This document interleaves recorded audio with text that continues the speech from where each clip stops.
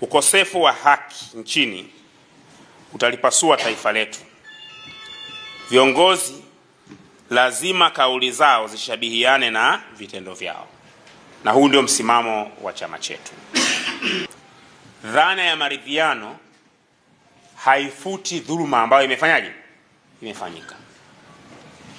Anayezungumzia haki, juzi nilikuwa namsikia Samia alikuwa na majaji na watumishi wa mahakama pale Ikulu, na kwenye hotuba yake akawa anazungumzia umuhimu wa kutenda haki. Swali ambalo tunataka tumuulize Rais Samia, anaamini kwenye haki kweli? Anawaambia majaji na mahakama zisibambikie kesi za kubambikiwa, ziondolewe, si ndio? Lissu ni muhaini kweli? Haki ndio itakayolileta taifa hili kwenye umoja na ustawi wake, lakini sio mazungumzo kuhusu haki.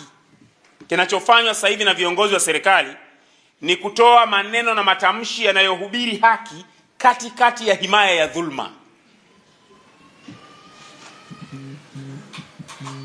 Yaani watu wanapanga mipango ya kwenda peponi, kila mtu yuko na pombe yake. Tumeelewana vizuri sio? Lakini mpango unaopangwa ni wa kwenda wapi? Peponi. Hilo ni jambo linawezekana, ndugu zangu? Haki ikitajwa, itajwe katika namna ambayo itakuwa inaaminika kwamba wewe unazungumzia haki. Katika mazingira haya ya kukubali kwamba Rais Samia ameshinda kwa 98%, kusikia mdomo wa Rais Samia unataja haki ni mambo yanayozusha maswali mengi kuliko kujenga uelewa juu ya dhana ya haki. Ni mambo ambayo yanahitaji kutafakariwa sana.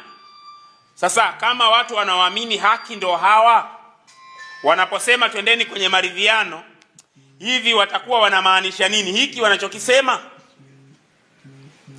Tunahitaji kuwa na ukweli.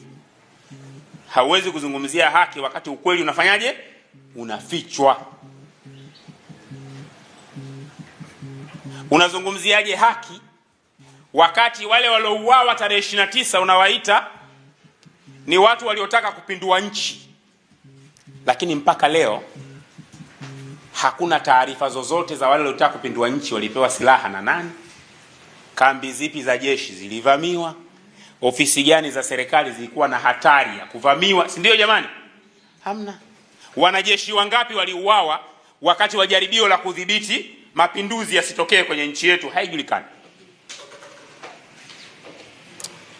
Ni muhimu sana tukatambua kwamba pale haki inapokosekana kwenye nchi yetu, basi hatari ya nchi yetu kusambaratika umoja wake inakuwa ni kubwa sana.